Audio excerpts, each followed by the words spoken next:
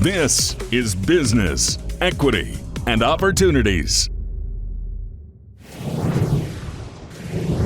Good morning and welcome to Business Equity and Opportunities. I'm Scott Sander. Thanks for joining us this week on the heels of the All-Star Minority Business Opportunity Week, and a memorable week it was. InnoPower, the Sagamore Institute, and their sponsor, JPMorgan Chase, brought together startups, entrepreneurs, investors, and other game changers to showcase the work and progress happening here in Indiana, but the world is noticing.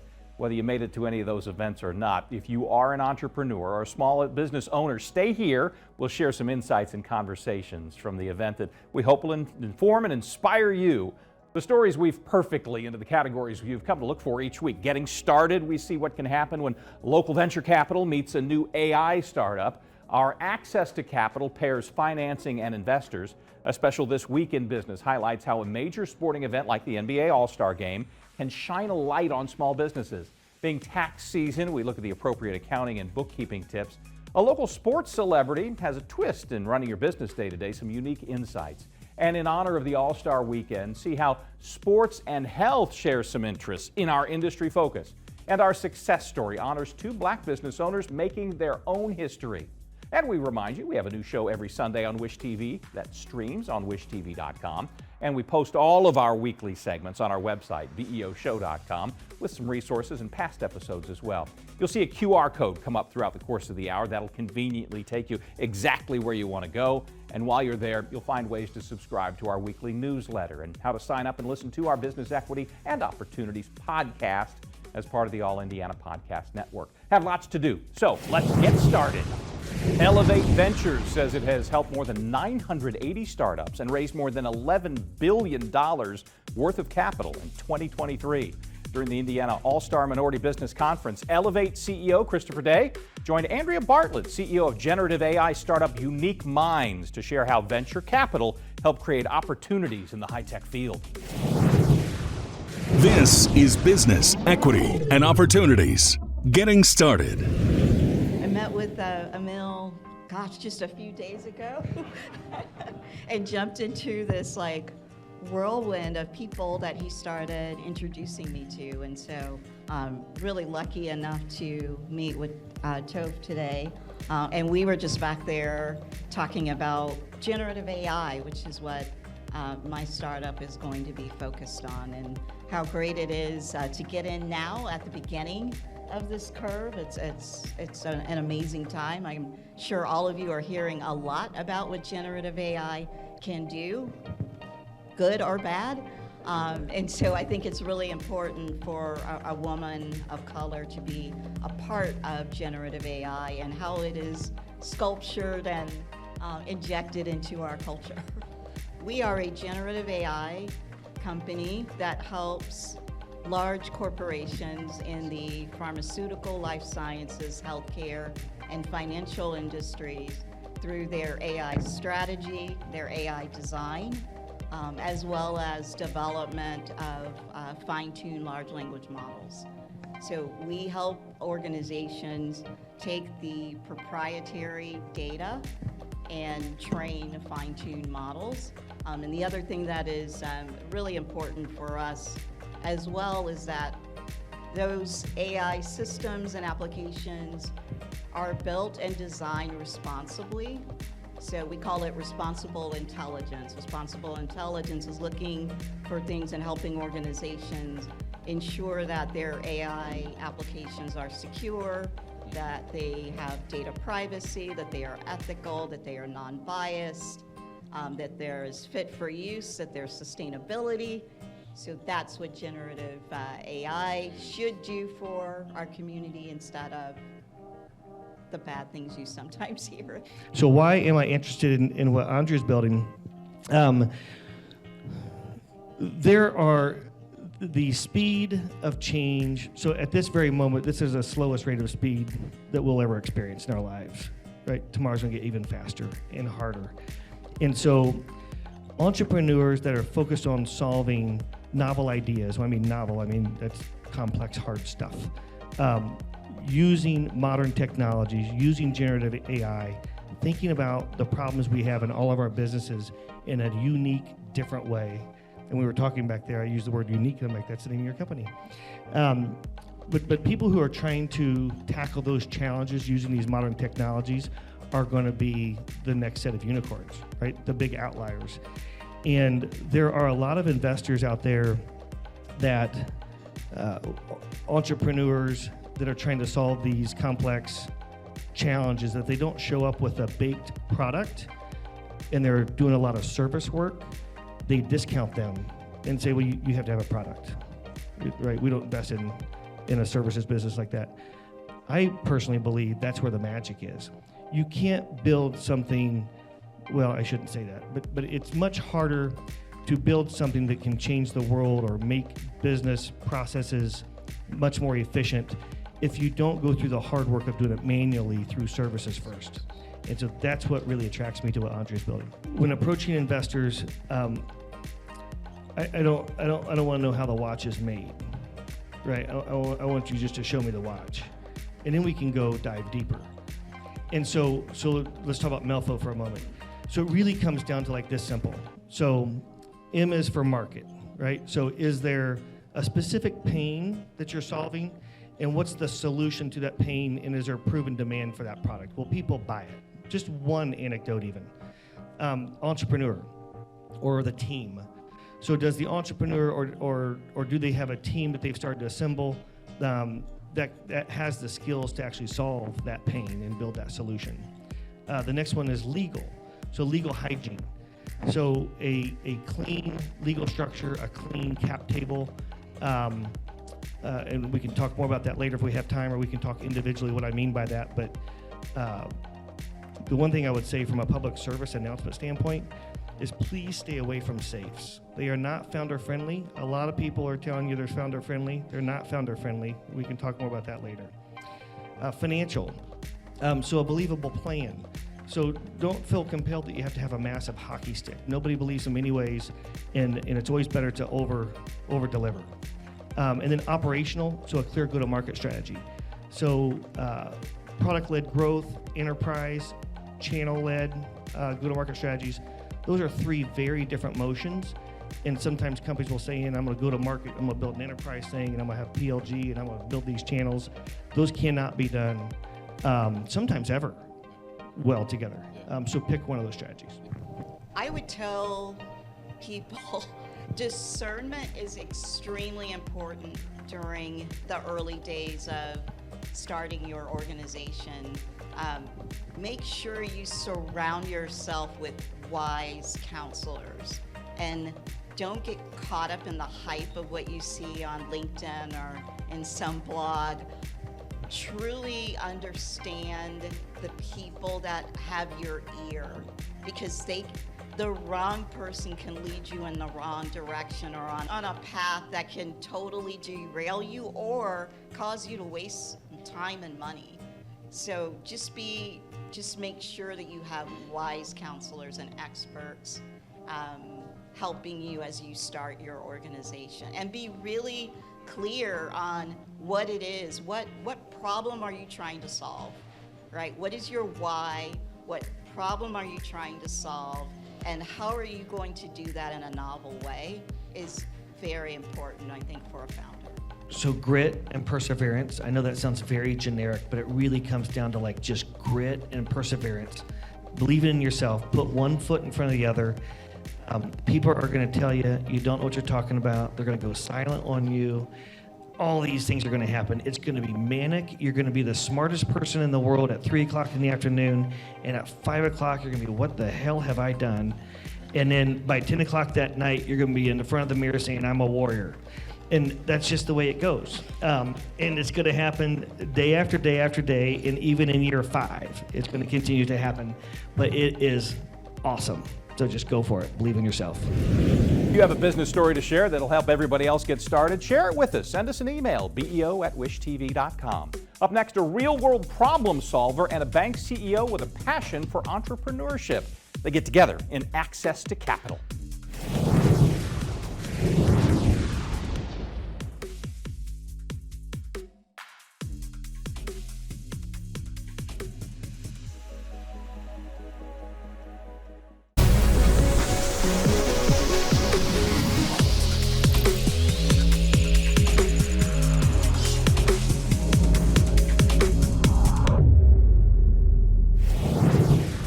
Welcome again to Business Equity and Opportunities. I'm Scott Sander. Time for more conversations from this year's All-Star Minority Business Week. Ray Fraser is the founder of South Bend-based Vital View Technologies.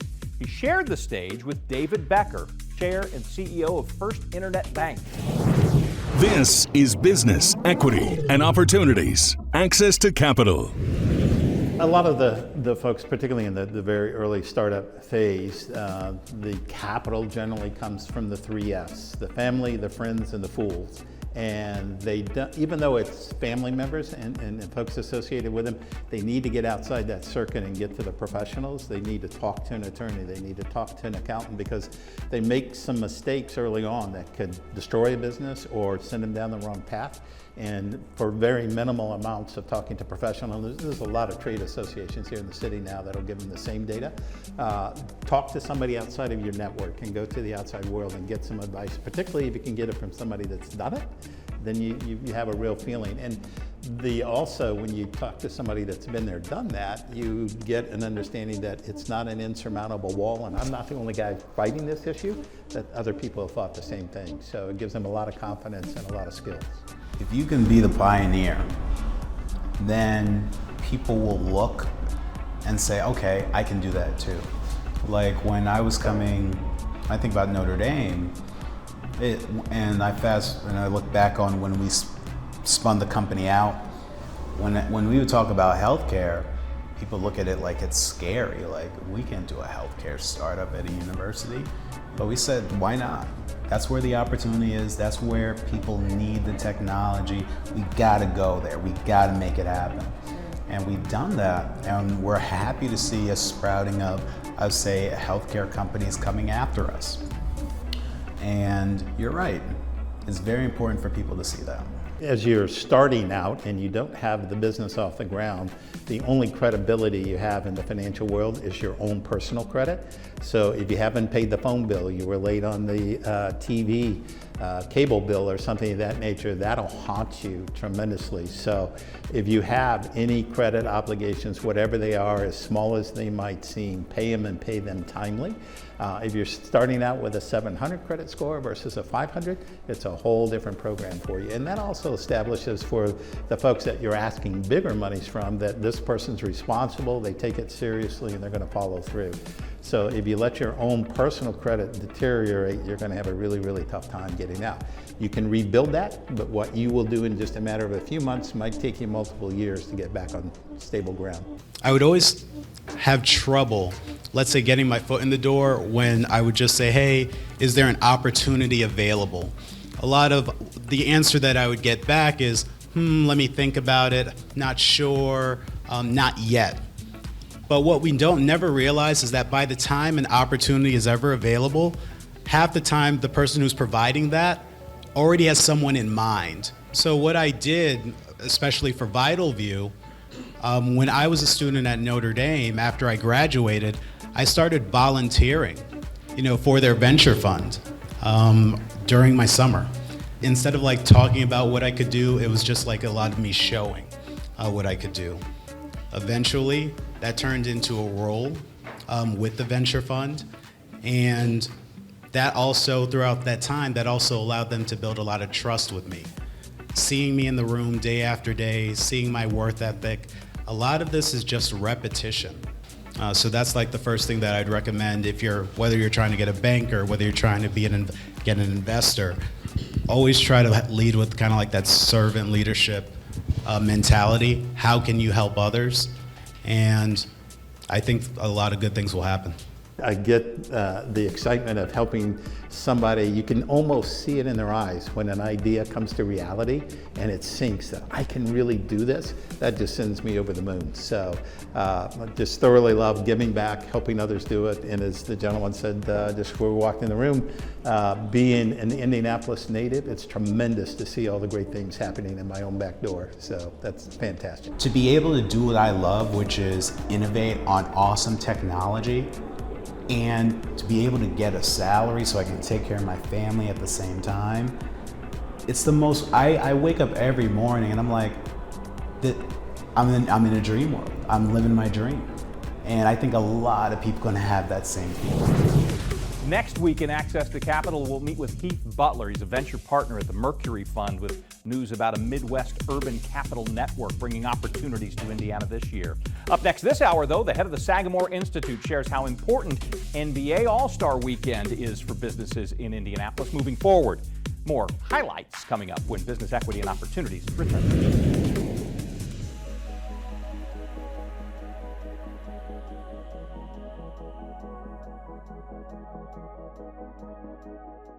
This is Business, Equity, and Opportunities.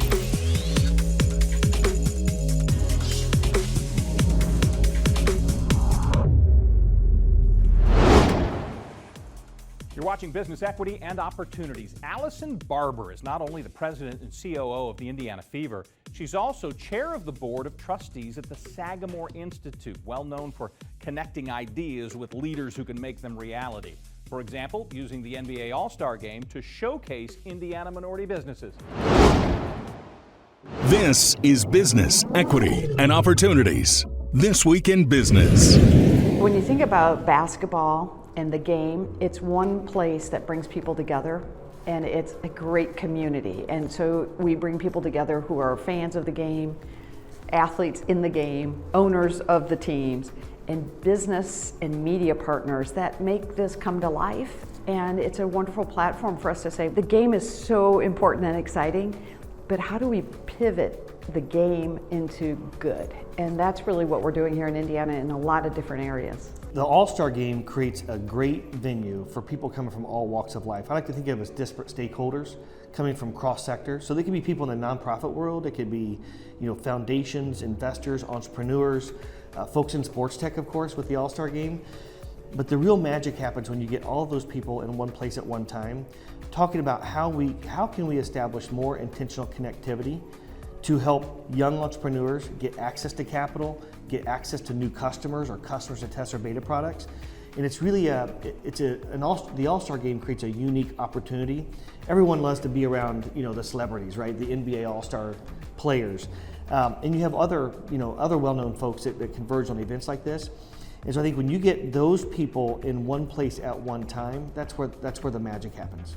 From what I see as someone who's not from Indiana is the events like this are the right things, right? I think having a diverse room of individuals, of people who may be in need of the advice, but definitely being in a room of people who have the advice and sometimes don't know how and where to give it, I think you're on the right track, right? I think the best thing that happens in cities all around the country is just to make sure that there's a spirit of intentionality, right? Where everyone is in a room, be very intentional about the needs, the asks, the opportunities, and the successes, and making sure that there's a takeaway, right? I always talk about not everyone has the same amount to give, but everyone has something to give. And whatever it is that you can give will be very beneficial to building the right ecosystem in places like Indianapolis. I think it's been awesome. I mean, you see the engagement from stakeholders, startup founders, the banking industry, investors, representatives,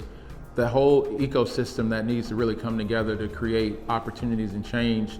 But in the same environment, it's a outstanding opportunity, for all involved, and it's been great being a part of it. When you look at putting together an all-star activity like this, 400 volunteers from Indianapolis coming together, people feel that energy and it's attractive.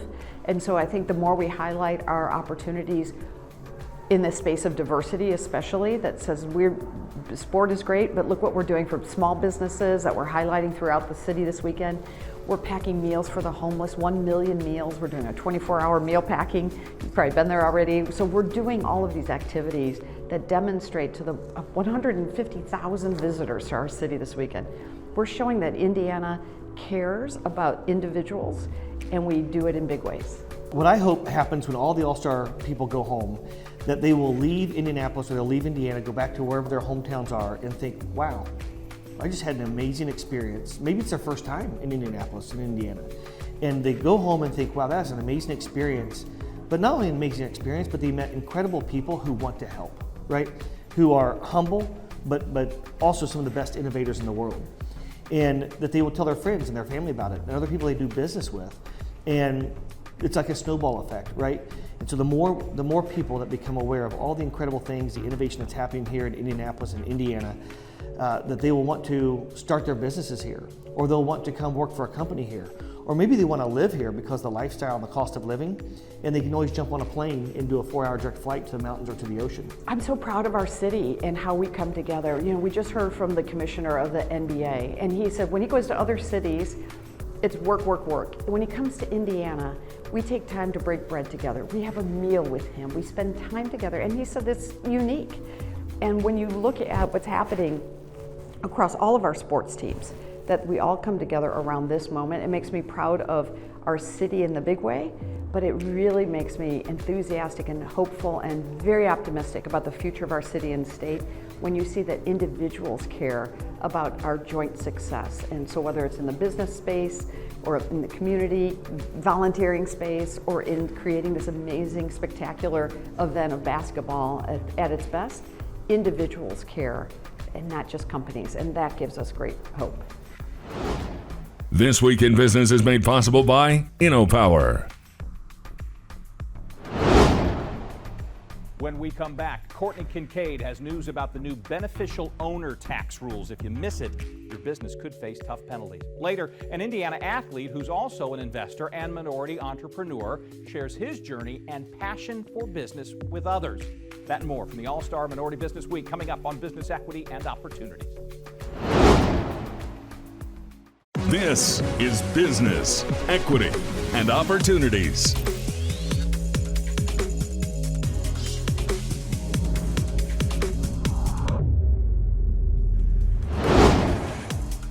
Welcome back. We are deep into tax season. You and your CPA are likely working on them. You are working on them, right? This week, Courtney Kincaid shares some important news about filing beneficial ownership information reports. These now apply to small business owners, a new report that may impact millions of business entities in the year ahead. If you need to file and you don't, penalties could be high. This is Business, Equity, and Opportunities, Accounting and Bookkeeping. Today we're going to talk about beneficial ownership reporting requirements. I first talked to you about this in June, just letting small businesses know that it was coming up. But as of January 1st of 2024, all new entities, as they're created, now have a quick time period to file those forms. If you're an existing business, you have until January 1 of 2025 to file. However, if you are new, you only have 90 days. There was a lot of legislative activity surrounding this requirement, as it's going to catch a lot of small business owners, any business owners, honestly, unprepared. And what they did was, it was initially 30 days. So last time I was talking to you, it was like, you got to get it right away. And it's still very tight, but they have extended that to 90 days. And what's really different about this is if there's any changes within that business, you have to refile those requirements again within that 90-day window. So this is something that a lot of business owners think about reporting annually, but making sure that you know when there's changes to go ahead and make those changes, report those changes. A beneficial owner is someone who has substantial control over an organization, or specifically someone who has over 25% interest in the company. And as structures of businesses change, the beneficial owners might change as well. This is a federal requirement, so you're not filing with the state. However, the Indiana Secretary of State is aware that a lot of Indiana businesses are going to fall under this requirement, and they do have a really helpful section of their website where you can take a look to see if you're required to file. There are 23 exemptions, and so there may be some entities watching that don't need to file, and you can find more information at the web address on the screen. One of the reasons I wanted to talk about this today is the penalty for not being in compliance here is really steep. We don't usually see jail time as a financial reporting follow-up, but it is here. So there is potential jail time, but there's also a $500 a day penalty that you're late in making these filings. As I said, I was here in June talking about this, and at that time you only had 30 days to file, and since then it's changed to 90 days, which is a good reminder of why it's great to work with your CPA or your lawyer to make sure that you're staying on top of requirements. As changes come about, they will make sure that as a client, you're aware of these changes. If you're looking for more accounting and bookkeeping segments, go to beoshow.com, scan the QR code to get there. While you're there, subscribe to our Business Equity and Opportunities podcast so you can listen to our contributors on your schedule. Up next this hour, we share our conversation with Fort Wayne's own Jaylon Smith, Mr. Football from Bishop Luers, two-time All-American at Notre Dame, and has spent nearly a decade in the NFL. He talks about his other passion as the founder of the Minority Entrepreneurship Institute and how he's investing his time and money here in Indiana. That's ahead on Business Equity and Opportunity.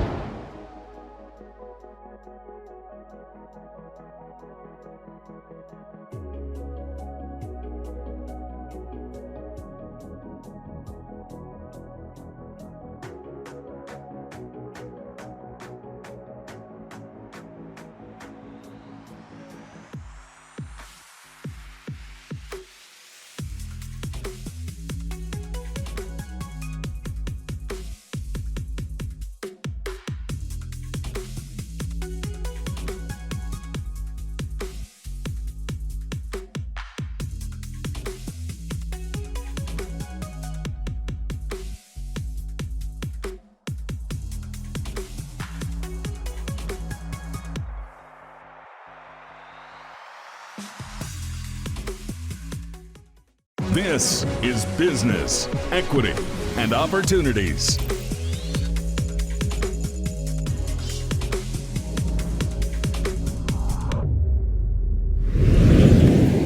This is Business Equity and Opportunities. Time to talk about running your business day to day. This year's All-Star Minority Business Week honored Jaylon Smith with a Game Changer Award for the work his Minority Entrepreneurship Institute does to help Black entrepreneurs and investors accelerate their visions. This is Business, Equity, and Opportunities. Running your business day to day. I wanted to be an entrepreneur since I was 11 years old. Growing up, when you're growing up in school and you're playing sports from 7 years old, that's when I made the decision that I was going to play in the National Football League. Age 11 is when I decided that I wanted to be an entrepreneur. I've always been very observant. The biggest thing my mother taught me at a young age was to think, and that it's okay to think before you move, before you react. And I never wanted to be remembered as just a great football player. I've always been very engaging, very in tune, understanding how to build a relationship, grow a relationship, understanding that to have access to happiness and prosperity in life, together is better. Understanding the value of a relationship. So that's really kind of what intrigued it. From there, developed a relationship with my now business manager. His name is Michael Lito. He's out of Fort Wayne, Indiana. He runs a family office called Rise Sports Advisors, and it's for athletes who desire to be more than just entrepreneurs. From budgeting to alternative investing to creating financial freedom to education. I've been a guy that's always wanted to learn. I've always wanted to surround myself with people who are experts in fields that I can learn and grow from. And then from there, just being a sponge and wanting to soak everything in. My purpose beyond athletics is to close the wealth gap that exists in this world and to help that. I started MEI, which stands for Minority Entrepreneurship Institute, about 5 years ago to close the economic and educational gap that exists in this world today. We've invested in about 12 companies, over $1.2 million over these past 4 years, directly into minority companies, Black, Brown, the Latinx community. We have, minority community, we have a lot of ideas, a lot of big visions, that can help change the world and make the world a better place that we can also be compensated for as well.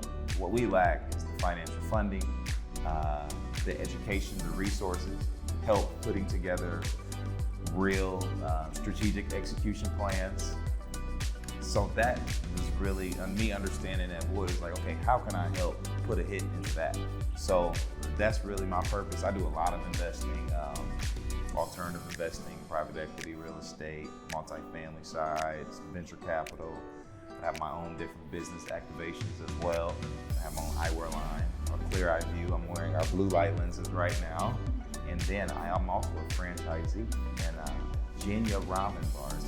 It's a Japanese ramen cuisine, which I'm actually bringing to Indianapolis here in the next couple of years. So I'm excited about that. I love entrepreneurship, creating ideas, cultivating ideas, managing people and teams.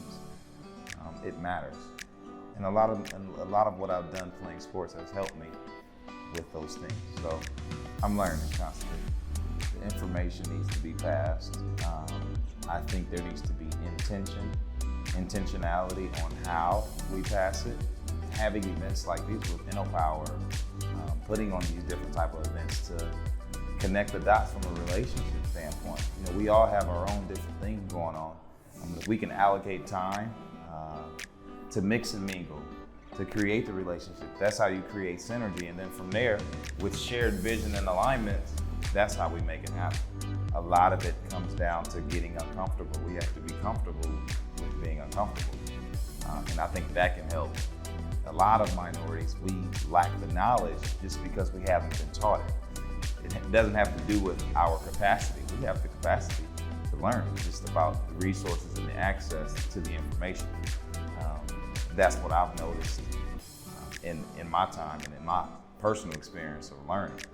I've always had the capacity, but it's a matter of allocating that time, getting uncomfortable, nurturing those relationships of people, with people who know more than you. And that's okay, because I feel like we're on this earth to learn, to grow, and to help. Running your business day to day is made possible by Circulus Digital Media. If you'd like more information about the Minority Entrepreneurship Institute, visit our website. It's beoshow.com. You can get some tips for running your business day to day. Coming up, more all-star successes as we turn our industry focus towards sports and health and how they relate. You're watching Business Equity and Opportunity.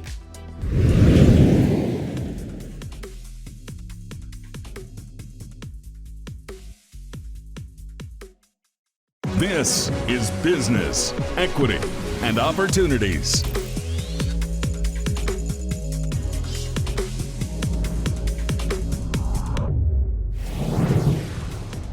The Indiana Economic Development Corporation and the Indiana Sports Corporation teamed up in 2022 to launch a new nonprofit to invest in sports technology.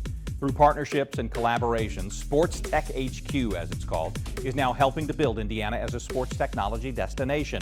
One of the businesses that has benefited from that is Nestry Health and Performance. Jason Peoples from Sports Tech HQ and Tommy Shavers from the Nestry Group share the story. This is Business, Equity, and Opportunities. Industry Focus. My name is Jaylon Peoples. I work for Sports Tech HQ, so I'm their head of strategy and business development. Sports Tech HQ was built out of a partnership with the IEDC, so the Indiana Economic Development Corporation, and Indiana Sports Corp. And really, it's a second coming to what the reason that the Indiana Sports Corp was formed in the late 70s, which was off the back of hosting and attracting large sporting events. So Sports Tech HQ is taking a similar page out of that book, but more focused around the evolution of sport, which is technology. So how technology can be used to help fans engage with the sports teams or players, or just watching the game. How players can utilize this technology to help recover their bodies or help perform better or train. What's that technology that can help me figure out who my real consumers or who my real fans are outside of the stadium and how we can connect with them. So it's really a three-faceted approach.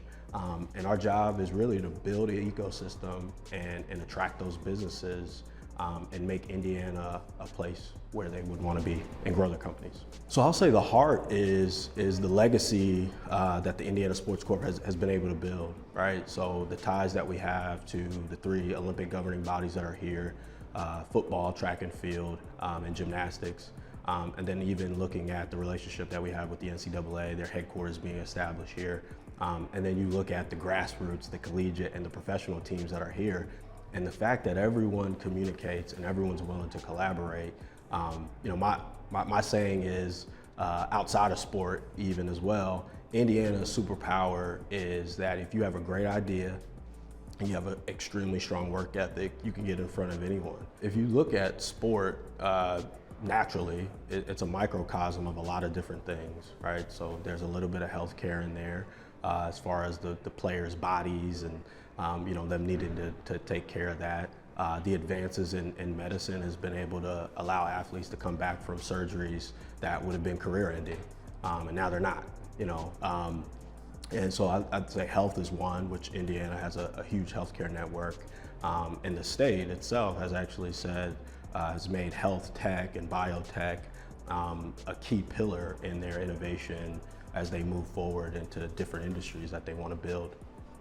And so has Eli Lilly, so has Cook Medical, right? So to your point of building this ecosystem, health tech and healthcare is already established, and we're pulling that into the ecosystem, as well as marketing, right? So marketing tech, B2B SaaS. When you think about venture in Indiana, you think of Exact Target, Salesforce acquiring them, and then Mr. Dorsey and the rest of his partners going off and starting High Alpha, the first venture studio, right? And they've kind of pioneered that, and that's here in Indiana. So that's 2 examples of industries that are already thriving, that are active here in the state, that sports tech can plug right into. So I'm Dr. Tommy Shavers. I'm the founder and CEO of Nestry, a mental health and cognitive performance company. And we're here today really with celebrating minority entrepreneurs, Black-owned businesses, founders of color, really the sports, health tech, connectivity, really bringing all of that together in a unique way. I think it's been awesome. I mean, you see the engagement from stakeholders, startup founders, the banking industry, investors, representatives, the whole ecosystem that needs to really come together to create opportunities and change. But in the same environment, it's an outstanding opportunity, for all involved, and it's been great being a part of it.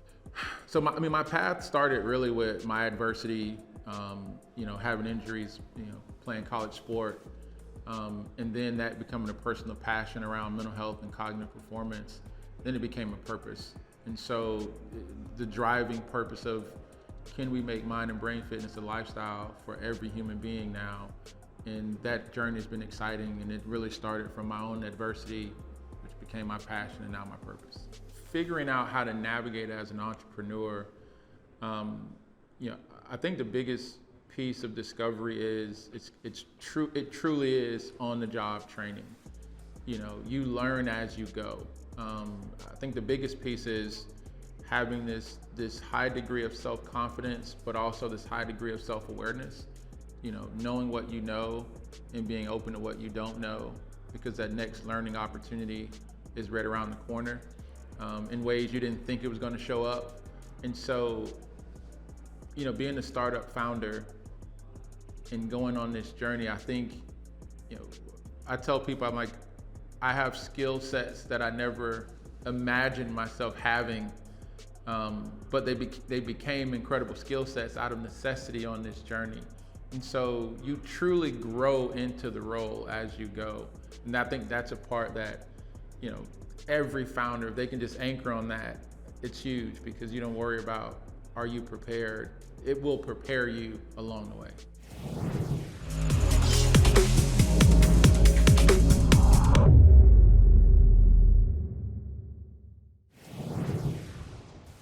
you'd like more information about this story or any of our industry-focused segments, visit our website. It's beoshow.com.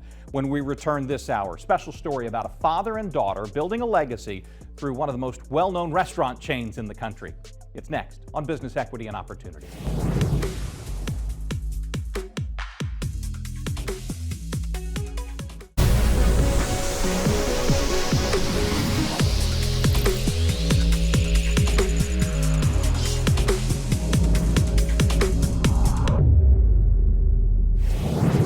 Time's running short, but we have today's success story. We meet Harry Smith and his daughter, Maya Smith Edmonds. They're proud owners of local McDonald's franchises here in Indianapolis, but maybe more importantly, they're building a legacy of giving back to their community. This is Business, Equity, and Opportunities. Success Story. My name is Harry Smith.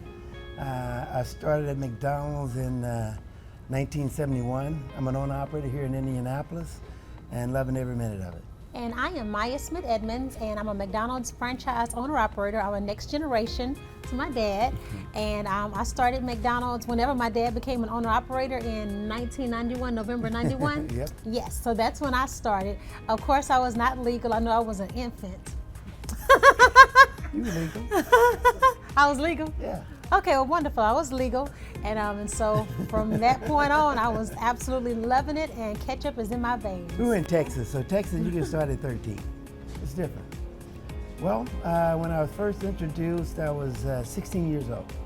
I started at a McDonald's in Dallas.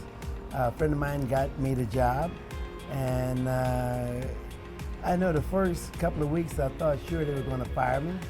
I started out on buns. And at that time, you had just regulars, and we had just introduced Big Macs. And so we sold a lot of double cheeseburgers and hamburgers and regular cheeseburgers. And it was quite a job to keep up on buns at that time. And I just knew, there's no way I was going to survive. But each day got easier and easier and easier. And I was able to hold on to that job, and I've been with McDonald's ever since. In my early 30s, when I thought it was truly a possibility. At that time, it wasn't many African Americans in the system, even definitely as in the position of owner-operator. And I ended up working for one. And he encouraged me and kind of empowered me to go for it. And when I was his director of operations for like 10, 12 years. I had worked for him for a total of 18 years. And he supported the move.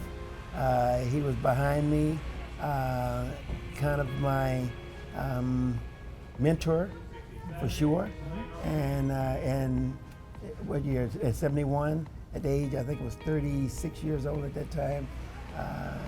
Journeyed into the operator side of business and been loving it ever since. I thought it was way over my head because I'd been a GM for years, and done an outstanding job at that position. And becoming an operator, I found out that the part that was hardest for most operators, which was actually operating the restaurant at a profitable level. I had been doing that for some 18, 20 years. And so when you can operate the restaurant efficiently, that takes a whole lot of the headache out. You're making the money, so it's just a matter of making sure you pay your bills. And so I think that was an advantage for me, having that inside experience, knowing how to make the numbers happen. And I think that gave me a great advantage. I was in high school at the time. Well, no, I was in middle school. Yeah. Yeah, I was in middle school around that time. 8th grade. Yes. And I absolutely loved going to McDonald's. And so whenever my dad became an owner, then I said, okay, I'll work there during the summertime. And early on, like right after I got out of high school, I said, okay, Dad, I definitely want to become a McDonald's owner. He said, wait a minute, you have to go to college, get into your profession in college, and then after you work in that profession, if you still want to be in McDonald's, then let me know. So of course, I went to college, graduated magna cum laude, went to the University of Houston, went and worked at Deloitte & Touche as a CPA, and then afterwards I was like, I actually worked in radio too because I was a program director, and I said, okay, Dad, I still want to be a McDonald's owner operator. So he said, okay, she's done some things, she's got her feet wet, she's learned a little bit about life, and the thing that I'm so glad about that I went out and did that is because early on when I was so excited when I was in high school about saying, hey, I want to be a McDonald's owner, it was because I felt like I love people and I know I'm really fast in drive-through and I think I can do a good job. That was really it. That was about all of it. Drive-through is 80% of our business, hey. So you got that part covered. So I said, okay, I'll do a great job. So of course, going to being a CPA at Deloitte let me know about return on investment, about finances, about paying those bills like he's talking about actually making the money that you make in sales hit the bottom line, understanding what cash flow is, understanding profits and expenses, and it just really made a difference. And then of course, being in radio, it allowed me to understand about marketing and advertising and the importance of it. And just like how you see on our reader board, that's free advertising right there. So anytime it has nothing on it, I'm like, hey, wait a minute. Where's your message? And so right now we're marketing the double Big Mac is back. And so, but that's when I got in. And so I was excited about getting in and I was so grateful. See, at first I thought, man, this is holding me back. Why do I have to wait till after I go to college and graduate and get on a job? I can be 10, 15 years ahead of the game if I get into McDonald's now.